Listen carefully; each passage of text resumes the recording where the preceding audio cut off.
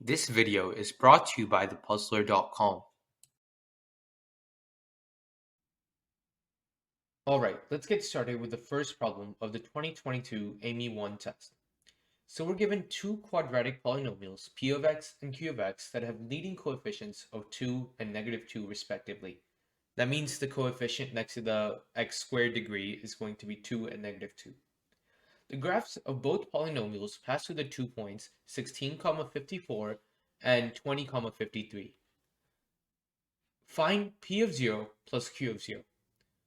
Now, my gut instinct is that I have enough information to find all the quadratic just the quadratic and the coefficients that are there. But the problem is asking us for p of 0 plus q of 0. Now, this is for two reasons.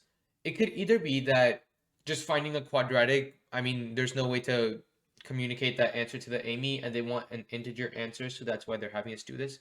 Or maybe we don't need to find the quadratic and there's probably some trick that we can apply. So the first step that I'm going to do here is let's create p of x.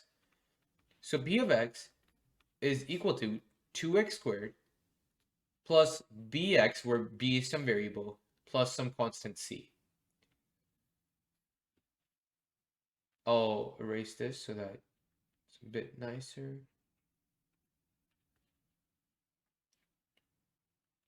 All right. And then we have q of x. So q of x, we know, is equal to the same thing, basically, but with -2 instead of 2. So -2x squared. And now, instead, we have a different coefficient. Let's use d. So dx plus e. All right. So we're asked to find p of 0 plus q of 0. So p of 0 plus q of 0, well, if I were to plug in 0 into both of these quadratics, the x terms will cancel and I would just be left with c and e.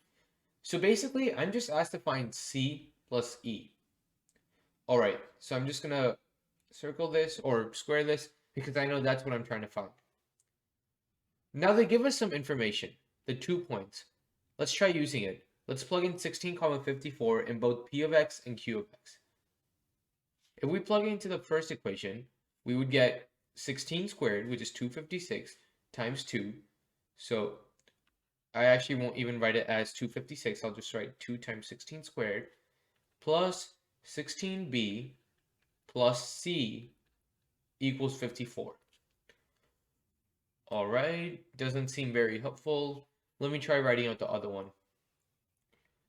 -2 times 16 squared plus 16d plus e equals 54 also. Okay, doesn't seem too helpful yet. Well, we have two more equations that we can create. Let's try using those. We have the same thing where we could do 2 times 20 squared, then plus, we would have 20b plus c equals, this time, 53. Same thing, 2 times 20 squared plus 20d plus e equals 53. And now I look at this, I see that there's 4 variables, b, c, d, e, and I have 4 equations. So worst case scenario, I should be able to solve this. This does have a solution. Obviously, I don't want to solve a 4-system equation, and I'm asked to find c plus c. There must be a nice way to do it. And now I see something, so this should be negative. So now I see something that I can do. 2 times 16 squared plus this equation right here, well, the -2 and the 2 times 16 squared, that would cancel out. So if I were to add these two equations, if I were to add these, I would get 16b plus 16d plus c plus e equals 108. I can do the same thing for the second one, and I would get, I'll write it right here, I would get 20b plus 20d plus c plus e equals 106. All right, so we see that the b and the d have the same coefficient. So I'm going to factor out those coefficients. So our first one becomes 16 times b plus d plus c plus E. So C plus E is what we're trying to find, so I'll put that in parentheses 2. And then same thing here, 20 times B plus D plus C plus E. And this equals 106. And now we see how to solve this. If we multiply the first equation by 5 and the second equation by 4, we would get in the first equation, it would become 80 times B plus D plus 5 times C plus E equals 5 times 108, which would give me 540. Second equation, if I multiply by 4, I would get 80 times B plus D plus 4 times C plus E equals 106 times 4, which is 424. All right, I just subtract the second equation from the first equation. So second equation from the first equation, and the B plus D's would cancel, and we would be left with just C plus E on the left side, which is what we're trying to find. And on the right side, we would have 116. Now that's, if you remember from the beginning, that's all we're trying to find. So this is simply just equal to 116, and we're done.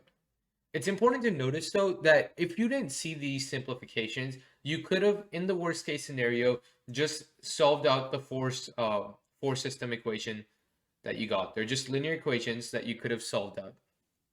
All right, let's move on to problem number 2. Problem number 2 gives us a 3-digit positive integer, ABC, whose representation in base 9 is BCA, where A, B, and C are just digits and they don't have to be distinct. We're asked to find this 3-digit positive integer ABC. Now the AIME usually always has a base problem, so I'm guessing this is the base problem of this AIME test. Let's try writing everything in base 10. So base 10, this right here is already in base 10, so this would be, if we were to write this using place value, this would be 100A plus 10B plus C. And this is equal to, in base 9, the first value is 81, then 9, then 1. So this would be 81B plus 9C plus A.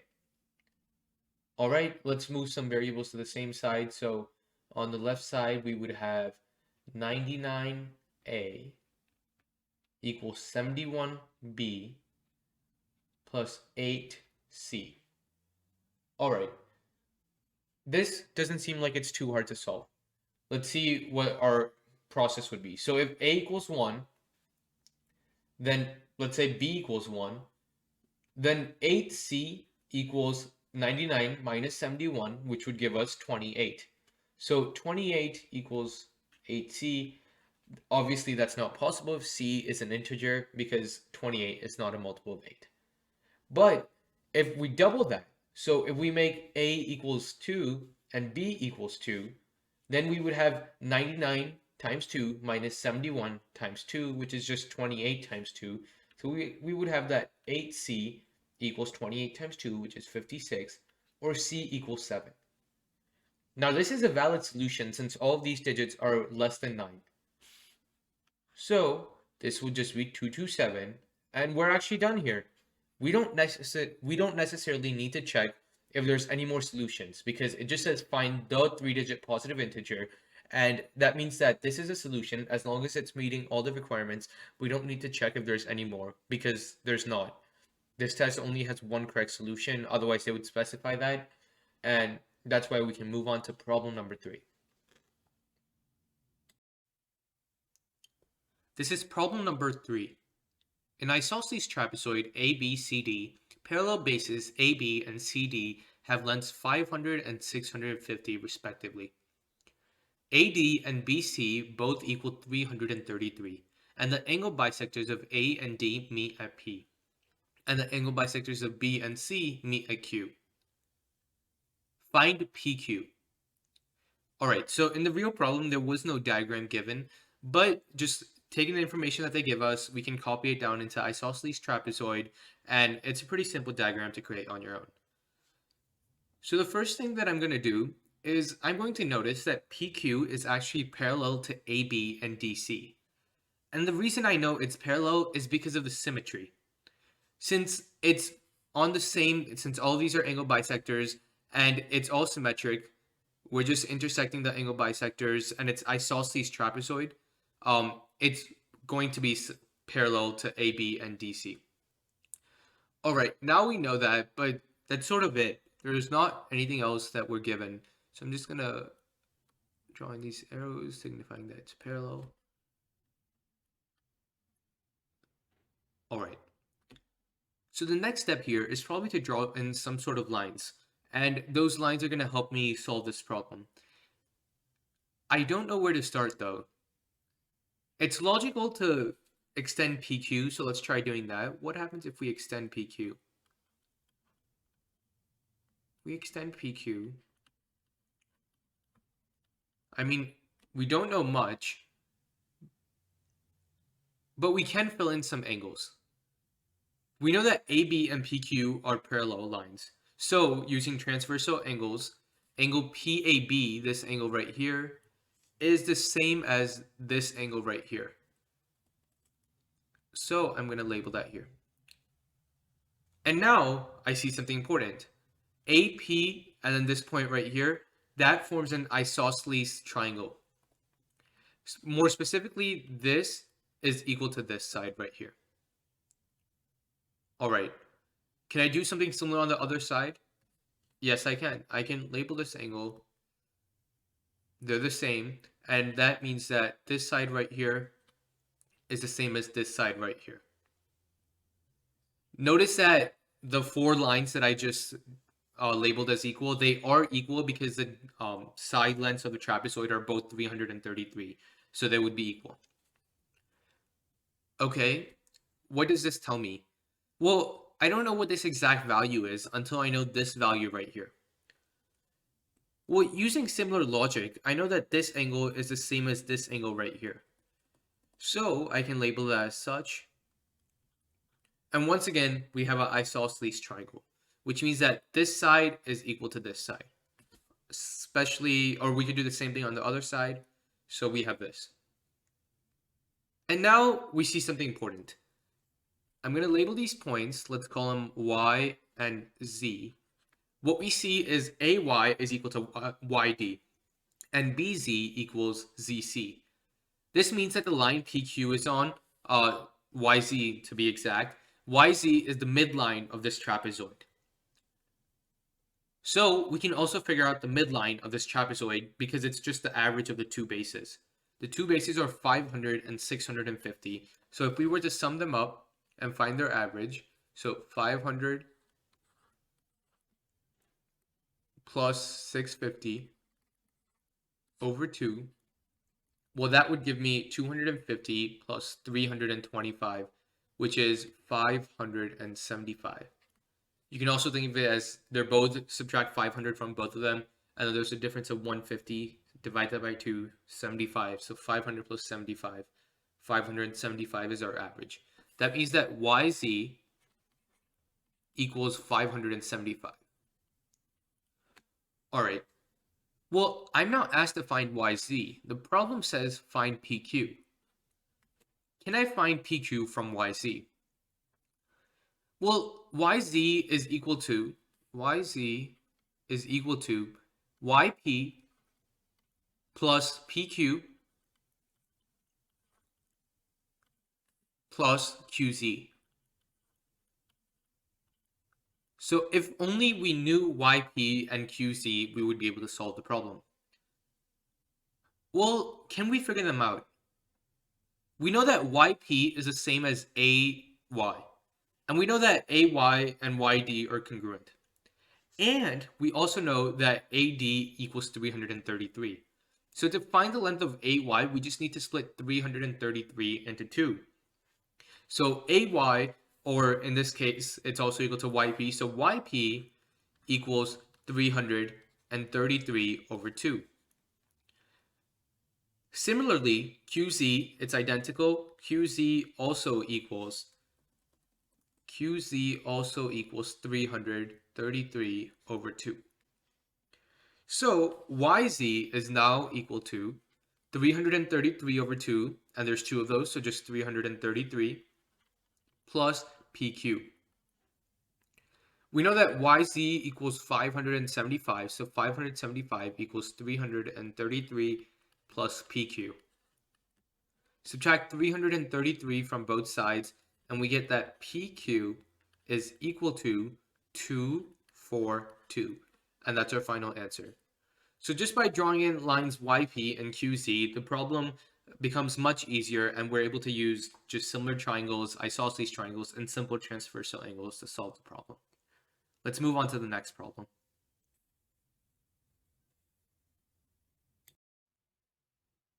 Problem number 4.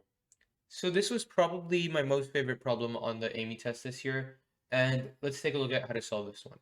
So it involves complex numbers, and if you're not familiar with complex numbers or how we use them in the complex plane, so in the polar graph, or just their general de Moivre's theorem and you writing them in exponential theorem, make sure you review that stuff first before watching the solution for this problem. All right, so we have w equals the square root of 3 plus I over 2, and z equals -1 plus I times the square root of 3 over 2, where I is the square root of -1. So we have to find the number of ordered pairs R and S of positive integers not exceeding 100 that satisfy the equation I times W times R, I times W to the power of R equals Z to the power of S. All right, let's first graph W and Z. So the thing that you should immediately notice is that these numbers, W has a magnitude of 1 because it has a real component of square root of 3 over 2, and it has an imaginary component of 1/2. And using the Pythagorean theorem on that, you would get it has a magnitude of 1. Same thing with this right here, with Z. So this means that when you're taking powers of it, the magnitude is never going to change because 1 to the power of anything is always just 1. So we're just going to be changing the direction on the polar graph. All right, so initially W is going to have a real component of square root 3 over 2 and an imaginary component of 1/2. So square root 3 over 2 and an imaginary component of 1/2. So that means that in this direction, it'll be square root 3 over 2, and then in this direction, it'll be 1/2.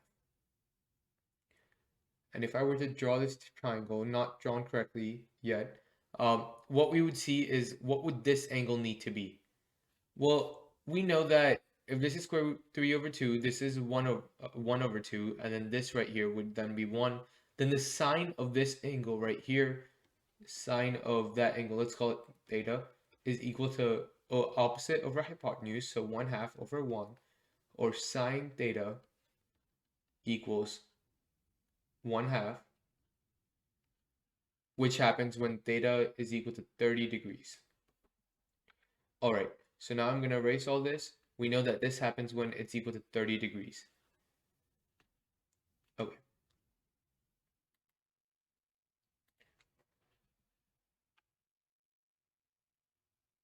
So I'll draw it here with a magnitude of 30 degrees. So that's W. Next we have Z, which is -1/2 plus I square root 3 over 2. So square root 3 over 2 in the up direction. So this is -1/2 right here, and then square root 3 over 2 would be about here, right? So once again, the sign of this would be square root 3 over 2, square root 3 over 2 over 1, and sine tangent equals that. Or sine of theta equals that.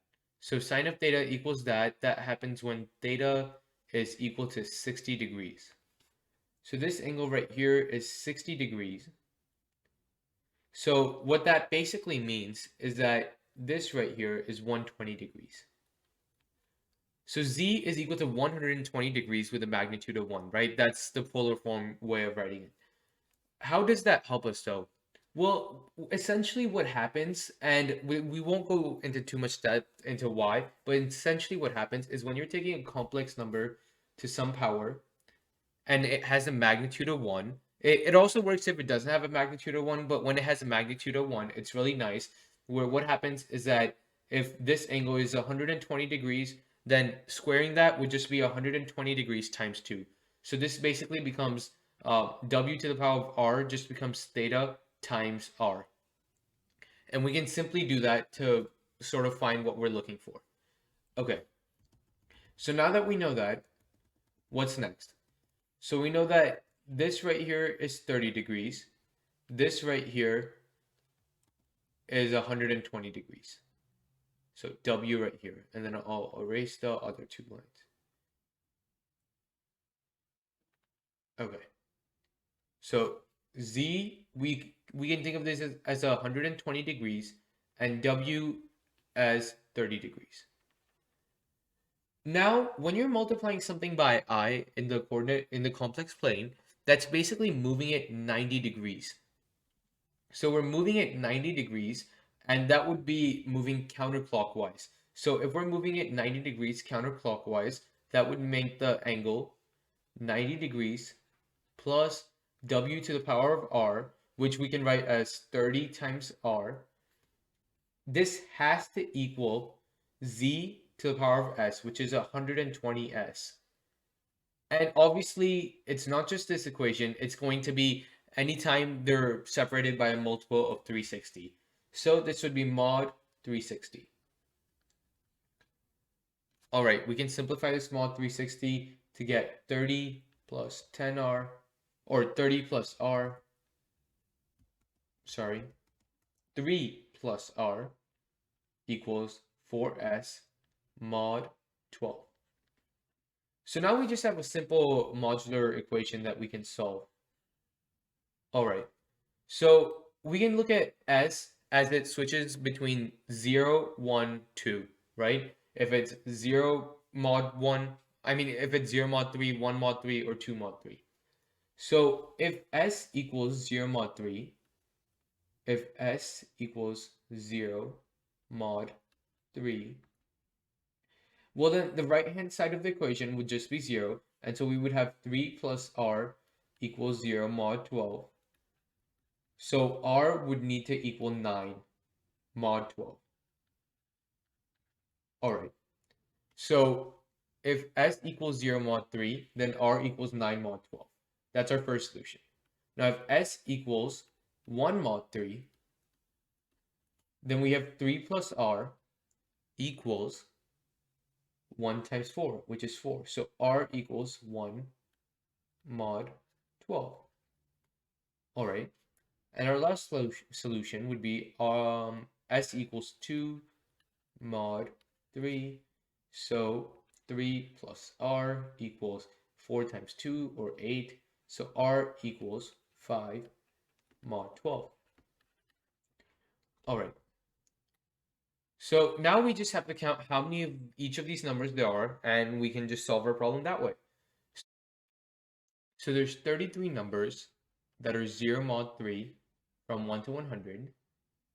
And then the number of numbers that are 9 mod 12, well, there's 8 of those. Okay, next step.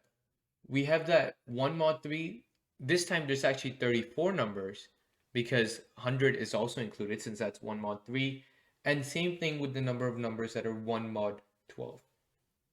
So this time we get 9 numbers because this time 97 will also be included. But then we go back to the original 33 times 8. So 33 times 8, that is going to be 330 minus 66.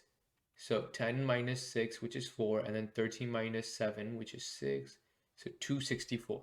Just quickly checking my math, 270 minus 6, yep. And then we have 2 of those. So 264, that gives us 8, 2, 1, 5, 2, 8. Plus 34 times 9. So 34 times 9 is 340 minus 34, or 10 minus 4, which is 6, 0, 306. So we just add 306 to this. We get 4, 1, 3, 8. So there's 834 different pairs that give us a valid answer for this problem. So this problem, quite confusing at first, but once you apply all the different pieces of the coordinate of the complex plane, it actually turns out to be quite an easy modular equation to solve. All right, let's go on to the next problem. Problem number 5. A straight river that is 264 meters wide flows from west to east at a rate of 14 meters per minute.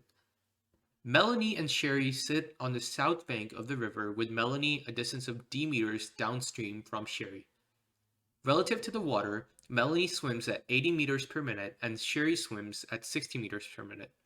At the same time, Melanie and Sherry begin swimming in straight lines to a point on the north bank of the river that is equidistant from their starting positions.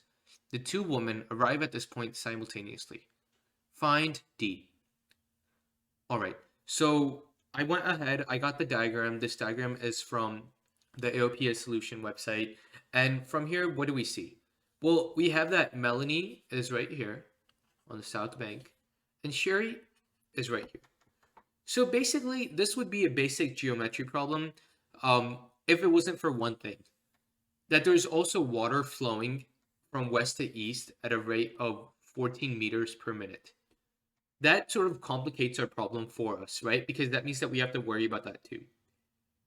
What if we could remove that factor? And I've already done that in this diagram right here. What you can see is that after, let's say it took them m minutes, right? So our answer would be, not our answer, but it took them m minutes to get to that point. Then our answer is technically, if there was no water current, it would be shifted over 14m to the left. The reason I say 14m to the left is because after m minutes, the water would have flown 14 meters per minute, so 14m to the right.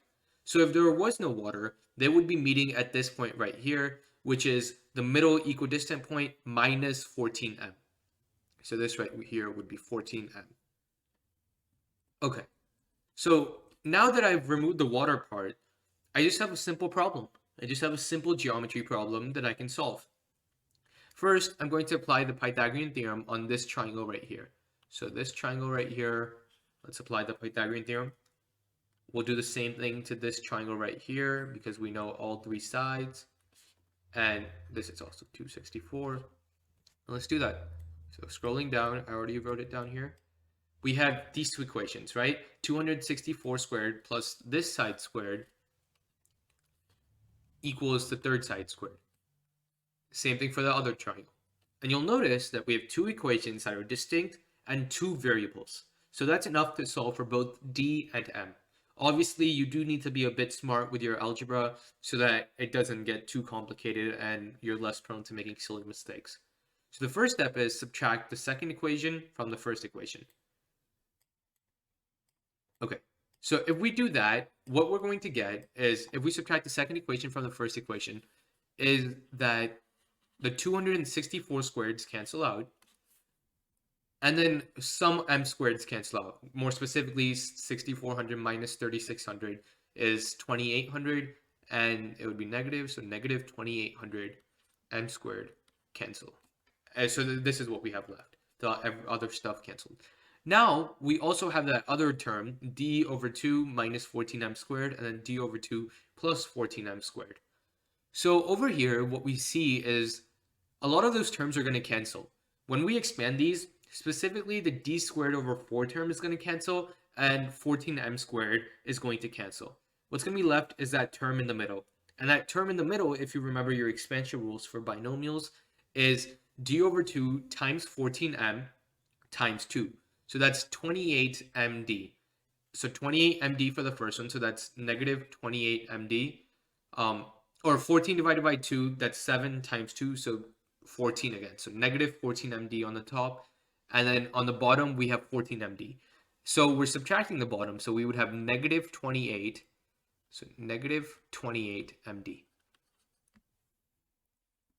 Or d must be capital. So remember, on the top, we had negative 14md already. And on the bottom, we had 14md that we subtracted to get negative 28md.